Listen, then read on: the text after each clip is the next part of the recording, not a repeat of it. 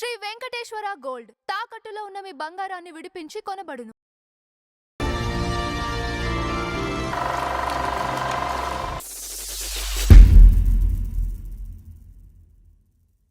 నమస్కారం నందహరిచంద్ర గారు. నమస్కారం అంజబాబు గారు. సార్, ఈ రోజు మన ఫ్లాష్ బ్యాక్ లో ఇంత బతుకు బతికి ఇంటి వెనక తెచ్చారనే సామెత అన్నారుగా. ఇప్పుడు ఎవరి గురించి చెప్తున్నారు బాబు? కొంతమంది లైఫ్ లో బాగున్నప్పుడు అంతా బాగుంటుంది, అది కరెక్ట్. ఒక స్టేజ్ కానీ బాగున్నప్పుడు జాగ్రత్తగా ఉండాలనే సంగతి తెలియకుండా కొంతమంది ఉంటారు. చిన్న చితకా కాదండి నేను చెప్పేది.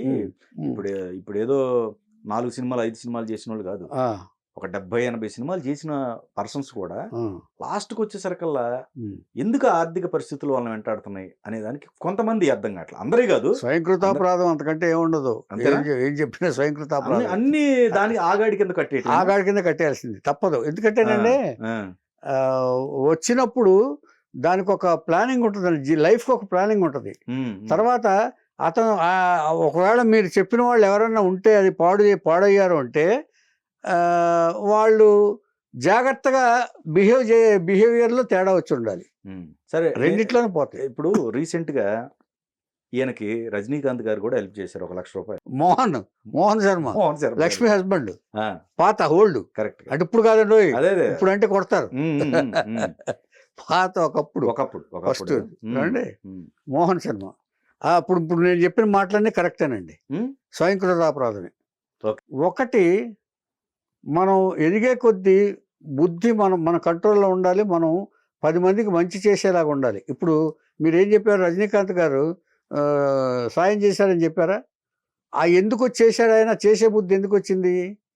అంచేత ఎదిగిన తర్వాత అది 10 మందికి ఉపయోగపడాలనే బుద్ధితో ఉండాలి. ఈయన అలా కాదు, ఈయన చేతులారా చేసుకుంది. నేను చెప్పింది కరెక్ట్ అది. ఎందుకంటేనండి ఈయన చాలా అందగాడు, 6 అడుగుల పైన హైటు, ఇక మించింది ఏముంటుంది దానికి? ఏమండి, ఈయన జీవితం పాడవటానికి కారణం ఈయన బిహేవియర్ మెయిన్. నేను ఒకప్పుడు చెప్పాను, జమిని గణేష్ గారి గురించి మాట్లాడుకున్నప్పుడు చెప్పాను కదండి.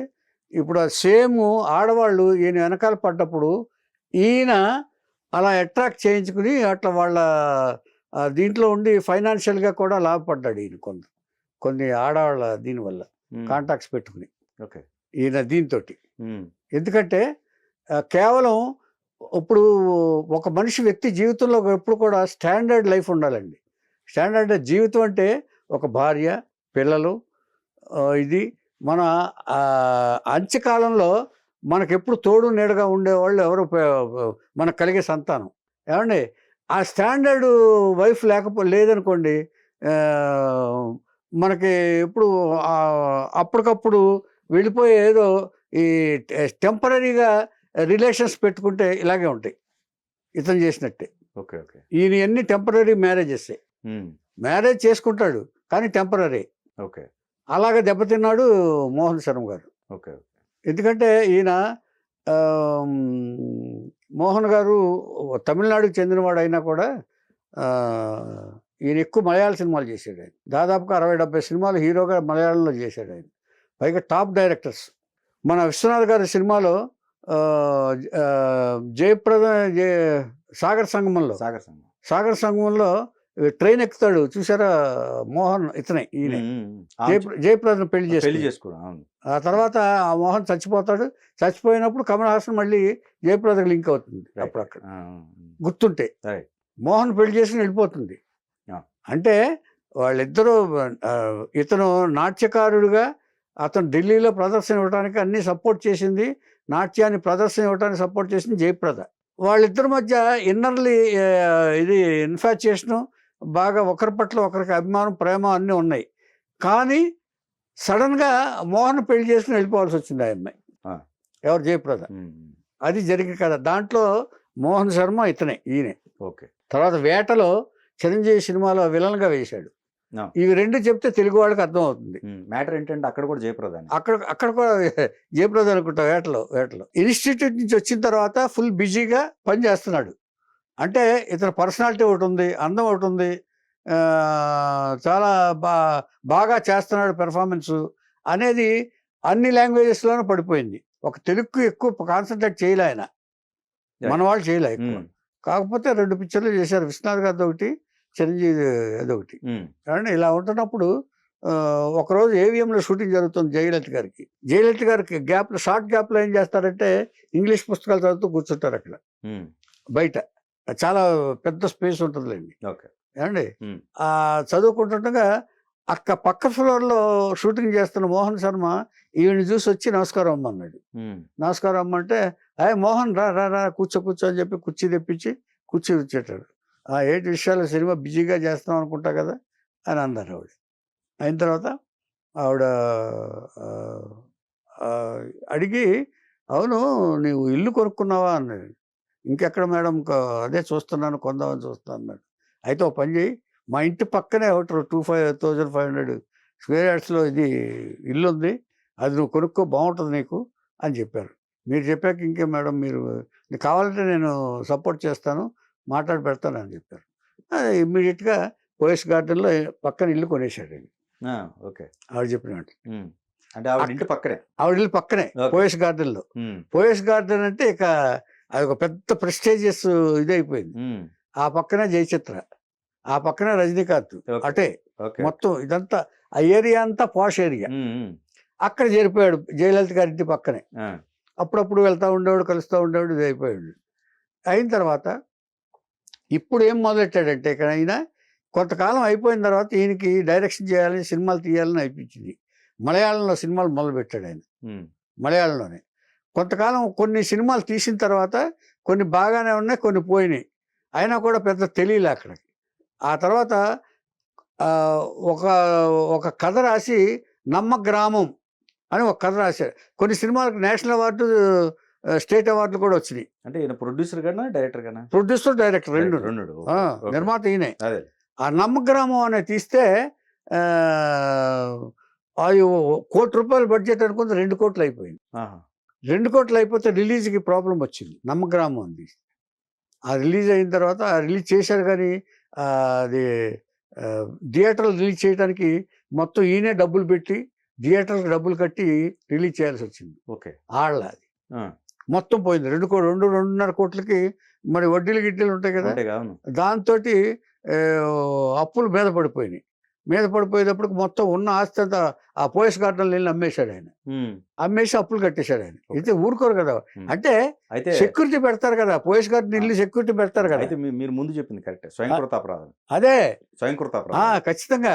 ఇచ్చేదంటే తర్వాత అంటే వీళ్ళకి కాన్ఫిడెన్స్ ఎక్కువైపోతుందండి. తర్వాత అంటే ఎవరు చేసే పని వాళ్ళు చేయాలంటారు. అవునవును. అందుకనే ఇచ్చేశారు, ఎవరు చేసే పని వాళ్ళు చేయాలి. నిర్మాతగా దర్శకుడు అవటం అనేదండి, నువ్వు ఆర్టిస్ట్గా బిజీగా ఉన్నావు, నువ్వు చేసుకోవచ్చు కదా. అవును. ఏమండి, అంటే అంతమంది సక్సెస్ అవరండి, 1% సక్సెస్ అవుతారు ఎప్పుడు కూడా. ఏ డిపార్ట్మెంట్ అయినా, హీరోగా అయినా కానివ్వండి, నిర్మాత అయినా కానివ్వండి, డైరెక్షన్ డిపార్ట్మెంట్ అయినా కానివ్వండి, ఎవరైనా కానీ అందరం వచ్చేస్తాం. మనం అందరం సక్సెస్ అయ్యామా? మేము అవ్వలేదు కదా. అట్లాగే ఎవరో ఒకరికి అవుతారు. అలాగా ఈయన 20 పిక్చర్లలో సగం పిక్చర్లు పోయినాయి. సగం పిక్చర్లు డబ్బులు వచ్చినాయి.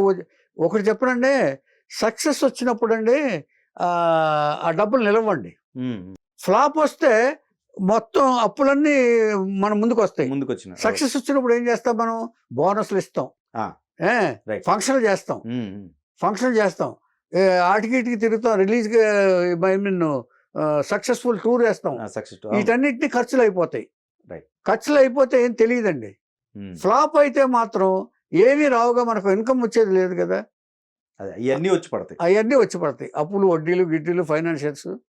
అలాగా దెబ్బతిన్నాడు. దెబ్బతింటమే కాకుండా ఈయన మీద ఈ తర్వాత సరే లక్ష్మీ అయిపోయిన తర్వాత ఇక వ్యక్తిగత జీవితానికి వద్దాం. లక్ష్మీ గారు పెళ్లి చేసుకున్నారు కదా 75లో, అది 1975లో పెళ్లి చేసుకున్నారు. పెళ్లి చేసుకున్న తర్వాత 80 అయిన తర్వాత 1980 వచ్చేసరికి మోహన్ గారి క్యారెక్టర్ ఆవిడకి నచ్చల. అంటే అతను చీట్ చేసినట్టు పెళ్లి చేసుకున్నాడు భావనలో ఆవిడ వెళ్ళిపోయింది. 80లో విడాకులు ఇచ్చేసి వెళ్ళిపోయింది. ఆ తర్వాత ఈయన ఊరుకోవచ్చు కదా. అంటే ఇప్పుడు ఎందుకు చెప్తున్నానంటే, జీవిత భాగస్వామి అనేదండి ఎప్పుడు కూడా జీవితానికి ఆలంబనగా ఉండాలండి. ఎందుకని ఆలంబనగా ఉండాలి? ఒక భాగస్వామిని ఎంచుకుంటే వాళ్ళ ద్వారా ఒకరికి సంతానం మనకి అధీకృత సంతానం అంటారు వాళ్ళని. ఆ సంతానమే మనల్ని చివరికి కాపాడేది. మనం చిన్నపిల్లల్ని ఎలా అయితే కాపాడుతామో మన సంతానం మనల్ని చిన్నపిల్లల్ని చేసి మన ఓల్డ్ ఏజ్లో మనల్ని కాపాడుతారు సంతానం. అందుకనే ఈ పెళ్లి యొక్క ఉద్దేశం మెయిన్ అది. ఒక కుటుంబం ఏర్పడటానికి దేవుడు ఏర్పరిచిన చక్కటి మార్గం ఇది. అందుకనే జీవిత భాగస్వామి ఒకళ్ళే ఉండాలి. రాముడిలాగా ఏకపత్ని వ్రతంలో ఉండాలి. ఆవిడ 14 సంవత్సరాల వనవాసం కూడా భర్త కూడా వెళ్ళింది ఎందుకనేది దాంట్లో చాలా ఉన్నాయి. అందుకనే ఇదండి ఏమండి ఇలా అయిన తర్వాత ఒక 40 years ఆవిడ మళ్ళీ తర్వాత సహజీవనం చేశాడు ఆయన. ఏది ఆల్రెడీ కొడుకున్న ఆవిడ్ని ఈయన ఉన్న చోట ఉండకుండా. అంటే ఏమంటారంటే తమిళనాడులో ఏమంటారంటే ఈయన డబ్బు కోసమే చేశాడు, డబ్బున్న ఆవిడని పట్టుకుంటాడు అనే చేస్తారు. మనం ఇక్కడ ఉన్నాం కాబట్టి మనకు తెలియదు. కానీ తమిళనాడులో ఉన్న ఉవాచ డబ్బులున్న వాళ్ళనే చూస్తాడు ఈ మోహనం, వాళ్ళనే చేసుకుంటాడు అంటాడు. ఆ తర్వాత ఇంకొక ఆవిడని చేసుకున్నాడు. ఎవరిని? మన ఒక భరతనాట్య కళాకారిని చేసుకున్నాడు ఆయన. ఆ కొడుకేమో ఇప్పుడు జర్మనీలో ఉన్నాడు. ఎవరు? ఆవిడే వెళ్ళిపోయింది ఈయన సంగతి తెలిసి. లక్ష్మి ఎలాగ వెళ్ళిపోయిందో ఆవిడే వెళ్ళిపోయింది. ఆ తర్వాత భరతనాట్య కళాకారిని చేసుకున్నాడు. ఆవిడ కొంతకాలం ఉండి ఆవిడే వెళ్ళిపోయింది. అంటే మోహన్తో పెర్మనెంట్ రిలేషన్షిప్ ఎవరు కూడా ఇష్టపడలా. కొంతకాలం అయిపోయిన తరపుకి ఆయన సంగతి తెలిసి వెళ్ళిపోవడం మొదలుపెట్టాడు. ముగ్గురు తోటి సంబంధాలు పెట్టుకున్నాడు ఆయన. ఎవరు పెర్మనెంట్గా లేరు, అతను వదిలేసి వెళ్ళిపోయారు మొత్తం. అంటే ఆయన వీళ్ళతోటి బిహేవియర్లో కానీ లేకపోతే వీళ్ళతో ఉండటంలో కానీ వీళ్ళతో రిలేషన్షిప్ మెయింటైన్ చేయటంలో కానీ తేడాగా ఉందని మనకు తెలిసిన వార్త. ఆడవాళ్ళతోటి కేవలం డబ్బుల కోసమే వాళ్ళని ఉపయోగించుకున్నాడు అంతే తప్ప ఇంకేం లేదని చెప్పేసి వాళ్ళు భావిస్తున్నారు. తమిళనాడులో ఆయనకు ఒక పేరు ఉంది. అందుకని ఇప్పుడు ఆయన అనాథ శరణాలయంలో ఉన్నా కూడా కొంతమంది ఆయన మీద జాలి పట్టల కొంతమంది. ఆ తర్వాత అయిపోయిన తర్వాత మొత్తం కంప్లీట్ సీరియల్స్ చేశాడు. సీరియల్స్ దాదాపు 20 సీరియల్స్ అన్నా చేశాడు, దాదాపు 10-12 సంవత్సరాలు. అయినా కూడా మొత్తం సినిమాల్లో పోయింది. లాస్ట్ సినిమా పోయిందండి. ఇన్ని సినిమాల్లో వచ్చిన సంపద అంతా, యాక్టింగ్ సంపద చేసిందంతా లాస్ట్ సినిమా ఒక దాంట్లో పోయిందండి. ఆ తర్వాత 2.5 కోట్లు అప్పు తీర్చేసేటప్పటికి ఉన్నది మొత్తం పోయింది. ఆ తర్వాత ఈయన గురించి తెలిసిన వాళ్ళు, ఒక అనాథ శరణాలయం వాళ్ళు ఫ్రీ ఫుడ్ ఫీడ్ చేస్తుంటే ఈయనకి ఏదో జబ్బు వచ్చి నెలకి మెడిసిన్స్ కావాలంటే, ఆ మెడిసిన్స్ కావాలంటే అప్పుడు ఎవరో సీఎం విజయ్కి అప్లికేషన్ పెట్టుకున్నాడంట. ఇప్పుడు అనాథ శరణాలయంలో ఉన్నాడు ఆయన. వాళ్ళు చూసుకుంటున్నారు. ఇచ్చేదంటే బాగా బతికినవాడు కదా, అందుకని జాలితోటి చేస్తున్నారు. ఇది తెలుసుకున్న రజనీకాంత్ గారు ఏం చేశారంటే మెడికల్ దీనికి ఎక్స్పెన్సెస్ కోసం ఒక ₹1,00,000 ఆయన బ్యాంక్ అకౌంట్ వాళ్ళ ద్వారా ఎవరి ద్వారా తెలుసుకుని ఆయన అడగల, ఆయనతో మాట్లాడలే, మోహన్ గారితో మాట్లాడలే. బ్యాంక్ అకౌంట్ తీసుకుని ₹1,00,000 ఆయనకి వేసేసి ఇన్ఫర్మేషన్ ఇచ్చాడు మేనేజర్ ద్వారా. అక్కడ కూడా ఆయన తక్కువ చేయాలి. ఆయన మరి గొప్పతనం అక్కడ తక్కువ చేయలే. ఏమండి, అదే కాకుండా కొడుకు జర్మనీలో ఉన్నాడు. ఎవరో అడిగారు విలేకరి, మరి జర్మనీ కొడుకు ఎందుకు పంపించలేదంటే అక్కడ ఇల్లు కొనుక్కున్నాడు, అందుకని అతనికే బర్త్డే ఉంటుందని నేనే వద్దన్నాను అన్నాడు. ఇది నిజమా? ఇది అబద్ధం. ఆవిడ ఈయన్ని చీట కింద అనుకున్నది కదా. ఆవిడ ఆల్రెడీ కొడుకుతో వచ్చారన్నానే ఒక ఆవిడ, అతని కొడుకు. ఆవిడ లేదు ఎప్పుడు, ఆవిడ లేరు. అంచేత ఇతని గురించి కూడా ఆలోచించడు. Is not biological father. Biological father అయితే ఆలోచిస్తాడు. ఎందుకు ఆలోచిస్తాడు? మరి ఎవరికైనా డౌట్ వస్తుంది కదా, కొడుకున్నాడు అంటావు జర్మనీలో, మరి అతను ఎందుకు పంపించడు అంటే ఇప్పుడు ఇంతకీ ఆలోచించేది ఏంటంటే ఇవన్నీ కూడా దాదాపుగా ఇప్పుడు వయసులో ఉండుంటే వయసు లేకపోయింది కాబట్టి, లేకపోతే వాళ్ళు అనేది, లేకపోతే ఇంకొక దాని వెనకాల వెళ్ళిపోయాడు ఈయన, ఇంకొక అమ్మాయితో వెనకాల వెళ్ళిపోయాడు ఆయన. ముంచేత ముందు ఒక లైఫ్ పార్ట్నర్ అంటూ, ఒక స్థిరమైన జీవితానికి ఒక లైఫ్ పార్ట్నర్ అంటూ ఉండాలి. ఈయన ఎలా పడితే అలా వెళ్ళాడు కాబట్టి, జీవితం ఎటు పడితే అటు వెళ్ళింది కాబట్టి ఈయన జీవితం ఇలా ఉంది ఇవాళ అని అందరూ కామెంట్ చేస్తున్నారు. ఇప్పుడు వాళ్ళకి ఇది ఉంది కదండి, ఇప్పుడు మాలాగా వాళ్ళకి కూడా అసోసియేషన్ ఉంది కదా, అసోసియేషన్ ఉందండి. నడిగర్ అసోసియేషన్ ఎంత చేస్తుంది? ఏదో పెన్షన్ ఇస్తారు కదా, ఆ, ఇస్తున్నారు ఏది ఇదేది పెన్షన్ ఇవ్వట్లేదండి. ఇవ్వట్లేదు అక్కడ లేదా? ఆహా, అక్కడ మనకే సిస్టమ్. కేరళ కదా అక్కడ. ఓకే ఏమండి ఓకే. మనం అంటే మనం ఏదో ఫైట్ చేసి ఇది పెట్టుకున్నాం. అసోసియేషన్ కూడా జాలి లేదండి అక్కడ వాళ్ళు చెప్పడం. ఈయన ఈయన కావాలని చేసుకున్నదని అసోసియేషన్ కూడా ఎంతో చేస్తుంది అని ఇచ్చేశారు. పైగా అనాథాశ్రమాల్లో కూడా ఫ్రీ ఫుడ్ అని అంటండి, ఫ్రీ రెసిడెన్సీ. ఏమండి తర్వాత 3 సార్లు ఈయన పదవులు ఫెడరేషన్ ఇండియాకు ఛాంబర్కి ఒకసారి ప్రెసిడెంట్గా చేశాడు, నేషనల్ జ్యూరీ మెంబర్గా అవార్డ్స్ కమిటీకి 3 సార్లు, తర్వాత పనోరమాకి ఒకసారి జ్యూరీ మెంబర్గా చేశాడు ఈయన. ఇట్లాంటి నేషనల్ అవార్డు, స్టేట్ అవార్డు కూడా వచ్చింది ఈ సినిమాలకి, ఈయన తీసి సినిమాలకి. ఇవన్నీ కూడా ఇప్పుడు వర్కౌట్ కావట్లే. ఇంత బతుకు మీరు అన్నట్టే ఫస్ట్ అలా అయిపోయింది ఆయన పరిస్థితి. చూడండి, కరెన్సీ కరెన్సీ అంటే ఒకటండి, జీవితాన్ని అండి మనం ఒక నియమ మరీ అంత నియమంగా కాకపోయినండి, ఒక కొంత స్టేజ్ వరకు నువ్వు ఎలా బతికినా సర్టన్ ఒక 40-50 తర్వాత అండి జీవితాన్ని స్థిరపరుచుకునే ప్రతి మనిషి ఆలోచించాలి, ఆయనే కాదు. అదే అంటే ప్రతి మనిషి ఆలోచించాలి. ఈయన సుమారు 70 సినిమాల పైనే ఉంటాయి కదండి సుమారుగా. ఏంటి 100 సినిమాలు చేశాడు కదా టోటల్ గా. హీరోగా చేసిన హీరోగా 70-60 కదండి, ఒక 60 ఉంటాయి కదా. అలాంటి వ్యక్తికి ఈ దుస్థితి రావడం అంటే ఎందుకంటే పోయస్ గార్డెన్ ఇల్లు కొన్నాడంటేనే దాన్ని బట్టి అర్థం అవుతుంది. అవును. తర్వాత జయలలిత గారిని ఆఖరిని చూసింది ఈయనే హాస్పిటల్కి వెళ్లే ముందు లైవ్ లో. ఒక రోజు పని మనిషి చెప్తే అమ్మగారు ఉన్నారంటే, అమ్మగారు హాస్పిటల్కి వెళ్తున్నారంటే గబుక్కుని పరిగెత్తుకుంటూ వెళ్ళాడు. వెళ్ళి ఏంటి కంగారుగా రావడం చూసి, ఏంటి మోహన్ కంగారుగా వస్తున్నావు ఏంటి అన్నాడు. అంటే ఏం లేదమ్మా, మీరు ఏదో హాస్పిటల్కి వెళ్తున్నారు, ఏమైంది మీకు అన్నారు. ఏమీ లేదు, ఊరికే జనరల్ చెకప్కి వెళ్తున్నాను అని చెప్పేసి 2 రోజులు వచ్చేస్తాను, ఏం కంగారు పడకని చెప్పేసి వెళ్ళారు. మళ్ళీ తిరిగి రాలి అపోలో హాస్పిటల్. అయితే లాస్ట్ పర్సన్ ఇండస్ట్రీకి సంబంధించి ఈయనే. కానీ ఈ సిచ్యువేషన్ ఏదో జయలలిత గారు ఉన్న టైంలో జరిగితే ఆమె హెల్ప్ చేసి ఉండేదేమో.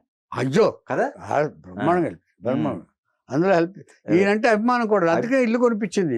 లేకపోతే ఎవరికి కొనిపిస్తారు ఆవిడ? చేత అంటే ఒకటి చెప్పనండి.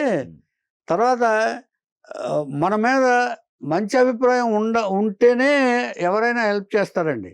ఇప్పుడు రజనీకాంత్ గారు ఎంతైనా చేయొచ్చు, కానీ ఆయన చేశారు ఏంటంటే కొంతలో కొంత చేశారంటే, ఎందుకంటే జాలితో చేశారు తప్ప ఇక్కడ నేను అందుకని అన్నాండి, జాలి కూడా అక్కడ ఆయనకి డైరెక్ట్గా ఇవ్వకుండా అటు ఇచ్చారంటే ఇప్పుడు అక్కడ గౌరవాన్ని తగ్గించలేనని దాని అర్థం.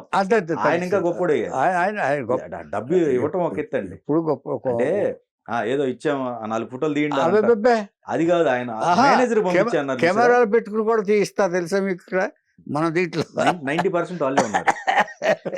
90% వచ్చేదంటే జీవితంలో కావాల్సింది. ఇప్పుడు దీనివల్ల మనం ఈయన కథ వల్ల మనం తెలుసుకుంది ఏంటంటే అండి, జీవితంలో కావాల్సింది స్థిరమైన సంసారం, పిల్లలు, జీవితాన్ని మనం ఒక కుటుంబంలాగా నడుపుకోవాలి. మనం ఎంత సెలబ్రిటీ అయినా కుటుంబం అనేది ముఖ్యం. కుటుంబం అనేది ముఖ్యం అని అర్థమైంది. ఇప్పుడు ఈ పిల్లలు లేక, ఎవరు ఆధారపడేవాళ్ళు లేక ఎవరు లేరు కదా. ఇప్పుడు అయిన వాళ్ళు ఎవరు లేరు కదండి. అంచేత ఏదో టెంపరీగా ఇవాళ ఈ అమ్మాయితో ఉన్నాం, ఇవాళ ఇంకో అమ్మాయితో ఉన్నాం, ఇంకో అమ్మాయితో ఉన్నాం అని వెళ్ళిపోయిన తర్వాత ఇవాళ ఏంటి నీ పరిస్థితి? అందుకనే భార్యని కార్యేషు దాసి కరణేషు మంత్రి అంటారు చూసారా, భోజ్యేషు మాష, అది రూపేచ లక్ష్మి. అలాగా అంచేత అది శాస్త్రాలు ఊరికే రాలేదండి మనకి. అంచేత ప్రతి మనిషి జీవితంలో భార్యని గౌరవించాలి, పిల్లల్ని సాకాలి. మనం సాకిన పిల్లలే రేపు మనల్ని పిల్లలుగా చూస్తారనేది తెలుసుకోవాలి.